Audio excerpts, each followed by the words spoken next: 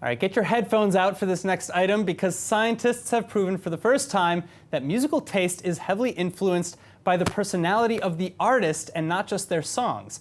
And the researchers from 4 universities, including from the United States and Israel, have found that fans prefer musicians who have similar personalities to themselves. Joining us to explain is Dr. David Greenberg, a Zuckerman scholar at Bar-Ilan University who was involved in the study. Thank you so much for being with us. I understand that you analyzed 80,000 people for this study, and you've been able to predict which band or musician a person would like. How do you do that?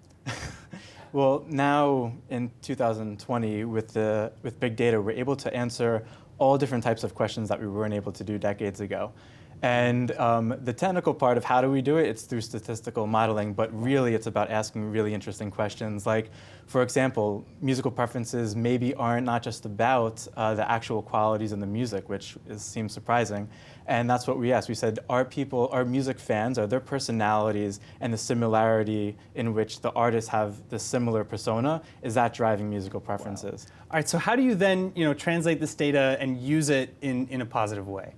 So I'm so glad you asked that question, because before we were thinking about music kind of as entertainment and a one-on-one experience where you have your headphones in, but really when we think about it, our hunter and gatherer ancestors were using it as this collective bonding social aspect a lot more than we do currently.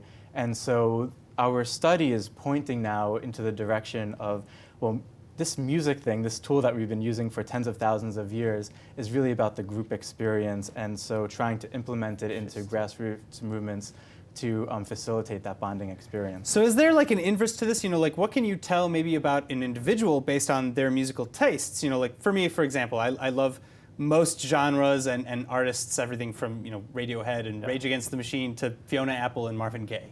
So what does that say about me? So we ran a study, a separate study about that, about personality of listeners and the qualities of music that they like. And so people who have diverse playlists like you tend to score high on a trait called openness to new experiences. Okay.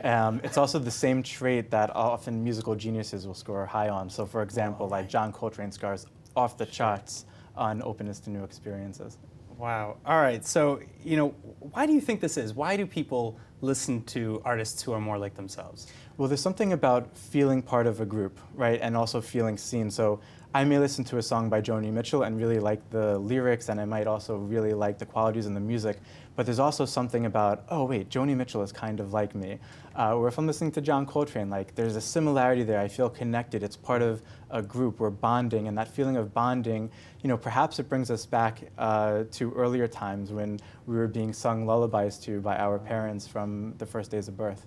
All right, now I have one kind of twist question for you. What does this say about people, your study, about people who don't get anything from music? Like that 3 to 5% with musical anhedonia. That's a really interesting question, and because it's only 3 to 5%, there's not as much research that's been done on that.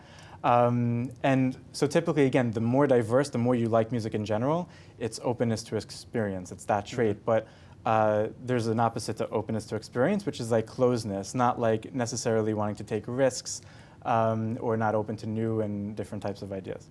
Sure. Wow. So it'd be really interesting to see how all of this stuff applies. Dr. David Greenberg, thank you so much for coming in. This was awesome. This is very cool.